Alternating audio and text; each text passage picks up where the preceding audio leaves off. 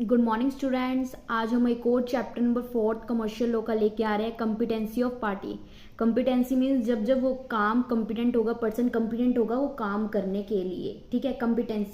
Competency means when a person is liable और not liable for do a contract. जब a person liable होगा और liable नहीं होगा वो कॉन्ट्रैक्ट करने के लिए, उसे क्या कहते हैं, कॉम्पिटेंसी मीन्स कॉम्पिटेंट होगा वो कॉन्ट्रैक्ट करने के लिए।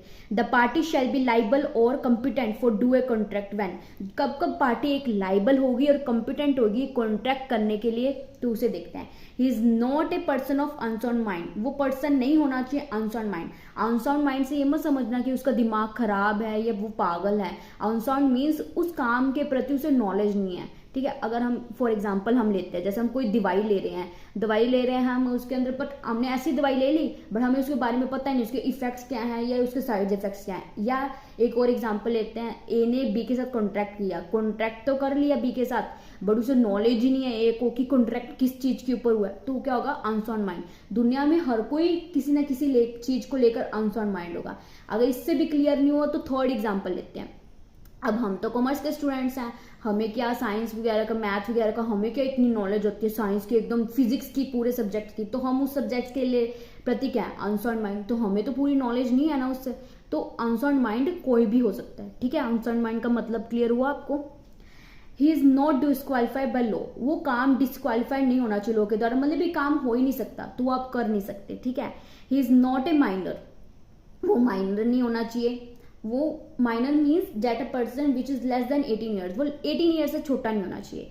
ही इज नॉट ए इंसान, वो इंसान नहीं होना चाहिए, मतलब मेंटल उसे कोई प्रॉब्लम नहीं होनी चाहिए, ठीक है। माइनर, अब माइनर समझते हैं माइनर क्या होता है। Minor is a person who is less than 18 year, minor वो पर्सन होता है जो 18 ईयर से छोटा होता है। According to the act 1872 act के A do a contract with minor. 1872 act क्या कहता है कि एक कॉन्ट्रैक्ट माइनर का किया गया वॉइड होता है स्टार्टिंग से आपने वो कॉन्ट्रैक्ट किया, स्टार्टिंग से वो वॉइड होगा। आप चाहो उस कॉन्ट्रैक्ट को ठीक करना चाहो तो वो फिर भी नहीं हो सकता, क्योंकि वो स्टार्टिंग से ही क्या है, वॉइड है, क्योंकि 1872 एक्ट ये कहता है। That was why a minor cannot do a contract, इसलिए माइनर कॉन्ट्रैक्ट नहीं कर सकता, क्योंकि उसके साथ स्टार्टिंग से कॉन्ट्रैक्ट करेंगे वो क्या होगा, void ab initio, मतलब स्टार्टिंग से ही क्या होगा, void होगा, ठीक है। इफेक्ट्स क्या होंगे, entering into an agreement with minor, void ab initio, no rectifications, no estoppel against minor, doctrine of risk constitution, minor can be a beneficiary, no specific performance against a minor। Next points, can not be a partner नहीं होगा, can not be an agent, can not be declare insolvent, can not be bind his parents, liable for टोट के लिए भी वो liable होगा। void ab initio means it do a contract with minor is a void ab initio at the beginning, you can't make it a valid contract, तुम इसे valid नहीं बना सकते। void ab initio means starting से ही क्या होगा, वो void होगा। ये पॉइंट बहुत इंपॉर्टेंट है, ये सिंपल एक पॉइंट ही आपको कई बार 4 मार्क्स में पूछ लेता है, क्योंकि बच्चों को कई बार इसका मतलब नहीं पता होता void ab initio क्या होता है। तो आपको तो इसका मतलब क्लियर हो गया, मतलब जो स्टार्टिंग से ही void है, ठीक है, तो इंपॉर्टेंट में मार्क लगा लेना। You can't make it a valid contract, तुम इसे वैलिड नहीं बना सकती क्योंकि वो स्टार्टिंग से ही क्या वॉइड है। फॉर एग्जाम्पल देखते हैं, A do a agreement with B, A ने एग्रीमेंट किया बी के साथ and A is a minor, A क्या था, माइनर था। It is not a valid agreement, वो वैलिड एग्रीमेंट हो ही नहीं सकता, because B do a agreement with minor, क्योंकि बी ने एक एग्रीमेंट किसके साथ किया, माइनर के साथ कर दिया, क्योंकि वो लेस देन 18 ईयर्स है। No rectification means rectify a contract, तुम रेक्टिफाई कर ही नहीं सकते, कॉन्ट्रैक्ट को सही कर ही नहीं सकते, क्योंकि तुमने वो स्टार्टिंग से ही एक कॉन्ट्रैक्ट माइनर के साथ किया था। You can't rectify it, you can't make it valid, because when you can do a contract with that person that at that time he is a minor, जब तुमने उस पर्सन के साथ कॉन्ट्रैक्ट किया था ना, उस समय वो क्या था, माइनर था। जैसे कि आपने एक कॉन्ट्रैक्ट किया, फॉर एग्जांपल लेते हैं, ए ने कॉन्ट्रैक्ट किया बी के साथ, ए क्या था, माइनर था। ए क्या था, 17 ईयर्स का था, 18 का होने वाला था, बस 2 मंथ रह गए थे, बट 2 मंथ बाद क्या हो गया, वो माइनर नहीं रहा, अब वो यंग हो गया। तो जब उसने कॉन्ट्रैक्ट किया था तब तो वो माइनर था ना, अब उसको रेक्टिफाई तो नहीं कर सकते ना, स्टार्टिंग से void ab initio था, तो उसके अंदर आप ये एग्जांपल भी लिख सकते हो। 2 मंथ बाद चाहे वो यंग हो गया, वो कॉन्ट्रैक्ट के लिए हो सकता है, बट था तो वो माइनर ही ना पहले जब उसने कॉन्ट्रैक्ट किया था। तो no estoppel against a minor, estoppel against a minor, you can't force a minor for do a contract. Estoppel means तुम फोर्स नहीं कर सकते माइनर को वो कॉन्ट्रैक्ट करने के लिए, ठीक है। It is not a valid because minor is not liable for do a contract. ये वैलिड कॉन्ट्रैक्ट नहीं कराया जाएगा अगर तुमने फोर्स भी किया, ना फोर्स करोगे तो भी वो वैलिड नहीं कराया जाएगा क्योंकि तुमने एक कॉन्ट्रैक्ट माइनर के साथ किया। माइनर लाइबल ही नहीं होता किसी कॉन्ट्रैक्ट करने के बाद, क्योंकि कंपनी में बहुत सारे रिस्क होते हैं, रिटर्न्स होते हैं, और माइनर के पास इतने पैसे नहीं होते कि वो रिस्क एंड रिटर्न को पूरा कर सके। तो क्या होता है, वॉइड एब इनिशियो कॉन्ट्रैक्ट होता है। Doctrine of reconsideration. Doctrine of reconsideration say that when you can do a contract with a minor, then you can restitute good back to a minor because he is not liable for do a doctrine means जो भी तुम contract करोगे minor के साथ, minor उस contract के liable नहीं होगा। कोई भी नुकसान होगा तो तुम भरोगे, कोई भी कुछ भी होगा कंपनी को तो तुम्हारा होगा, माइनर का नहीं होगा, क्योंकि वो माइनर है। इसलिए माइनर को कंपनी में नहीं लिया जाता क्योंकि वो कोई भी रिस्क और लाइबल के लिए नहीं होता, उसे कोई भी रिस्क एंड रिटर्न के लिए वो लाइबल नहीं है माइनर, ठीक है। नेक्स्ट पॉइंट हम देखते हैं, minor can B A beneficiary. Minor क्या होता है, बेनिफिशियरी हो सकता है। The law will state that, law ये कहता है कि minor can B A beneficiary in partnership.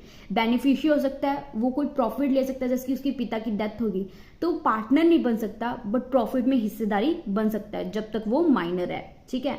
But he is not liable for loss. Loss के लिए वो लाइबल नहीं होगा, सिर्फ प्रॉफिट के लिए लाइबल होगा, लॉस नहीं भरेगा वो क्योंकि वो माइनर है। Because minor has nothing to pay, minor के पास कुछ भी नहीं होता, उसके नाम पे कुछ भी नहीं होता कि वो पे कर सके, ठीक है। Because he has no money, उसके पास कोई भी मनी नहीं होती, ठीक है। No specific performance against a minor, कोई स्पेसिफिक परफॉर्मेंस, कोई फोर्स नहीं होगा माइनर के थ्रू। You can't force a minor for specific performance, तुम फोर्स नहीं कर सकते माइनर को वो काम करे, ठीक है। Because guardian can do a performance on the behalf of minor, उसके गार्डियन जो उसके माता पिता होंगे वो उसके बिहाफ पे कोई काम करेंगे जब तक वो 18 ईयर्स से बड़ा नहीं हो जाता, ठीक है। Minor has nothing to pay, minor के पास कुछ भी नहीं है पे करने के लिए, and it is not liable for do a contract, और वो लाइबल भी नहीं होता कॉन्ट्रैक्ट करने के लिए। Can not be a partner in partnership firm, minor एक पार्टनर भी नहीं हो सकता पार्टनरशिप फर्म में। The law state that minor is not a partner, law क्या कहता है, माइनर पार्टनर नहीं हो सकता in partnership firm. It is not liable to pay a loss, वो लाइबल भी नहीं है कोई लॉस पे करने के लिए, but he is beneficiary in a profit, but वो बेनिफिशियरी हो सकता है प्रॉफिट में, प्रॉफिट में हिस्सेदारी ले सकता है, ठीक है। Can not be declare insolvent, तुम्हें इंसॉल्वेंट डिक्लेयर कर ही नहीं सकते माइनर को। Minor can be poor, minor poor तो है but he can't declare to be insolvent, तुम उसे इंसॉल्वेंट गरीब घोषित नहीं कर सकते क्योंकि वो 18 ईयर से नीचे, इसलिए आप उसे पुअर कह सकते हो कि उसके पास पैसे नहीं है। अभी उसके नाम पे प्रॉपर्टी होगी बट उसे पैसे मिलेंगे नहीं, तो आप उसे पुअर कह सकते हो बट इंसॉल्वेंट नहीं कह सकते। Because he has nothing to pay, it is not liable for contract, कुछ भी नहीं है वो कॉन्ट्रैक्ट करने के लिए, तो तब भी उन्हें इंसॉल्वेंट नहीं कह सकते, ठीक है। नेक्स्ट पॉइंट देखते हैं, can be an agent. Minor can be an agent but he can work on the behalf of principal. Minor agent बन सकता है बट वो कोई भी काम होगा तो किसकी जिम्मेवारी होगी, ए की। ए ने कॉन्ट्रैक्ट किया तो एजेंट बना लिया, तो उसे पता नहीं था उसने एजेंट बना लिया, वैसे एजेंट वो बन नहीं सकता, वो कुछ भी नहीं कर सकता क्योंकि वो माइनर है। A send good to agent B, A ने सेंड किया एजेंट बी को काम, and B is a minor, B क्या था, माइनर था। B is not liable for anything, B liable नहीं था, कोई भी रिस्क होगा, कोई भी सामान डूब गया, रास्ते में सामान आते आते बी के पास पहुंचा ही नहीं, डूब गया, बी ने किसी ऐसे बंदे को दे दिया जिससे पैसे ही नहीं आए, तो क्या होगा इस चीज में, जिस किसका होगा, ए का होगा। Because he sold goods on the behalf of A के बिहाफ पे उसने बेचा था, तो सारी जिम्मेवारी किसकी है, ए की है। तभी कहते हैं एक माइनर के साथ कॉन्ट्रैक्ट नहीं करना चाहिए हमें, क्योंकि वो लाइबल ही नहीं होता किसी चीज के लिए, ठीक है। Can not bind his parent, वो अपने माइनर एक पेरेंट्स को मजबूर नहीं कर सकता चीजें दिलवाने के लिए, अपनी नेसेसिटी की चीजें पेरेंट्स दिलवाएंगे बट उसे और चीजें जरूरत कर नहीं सकता। A minor can not be force for his parents, minor force नहीं कर सकता अपने पेरेंट्स को, गार्डियंस को, not even for the supply of necessities, necessities की सप्लाई के लिए कर सकता है बट और ज्यादा एक्स्ट्रा नेसेसिटीज की बात के लिए वो नहीं कर सकता, तभी नॉट लिखा है, ठीक है। For example A force B for car, अभी नेसेसिटी तो नहीं है ना इसकी, अगर फोर्स कर रहा है कार के लिए, ठीक है। कार ए ने फोर्स किया बी को कि मेरे को कार चाहिए, and A is a guardian and B is a minor, ठीक है। बी क्या है, माइनर है, minor can't force his parents, minor क्या है, फोर्स नहीं कर सकता अपने पेरेंट्स को for supply of necessity, supply necessity मतलब इन चीजों के लिए, कार वगैरह के लिए, ठीक है।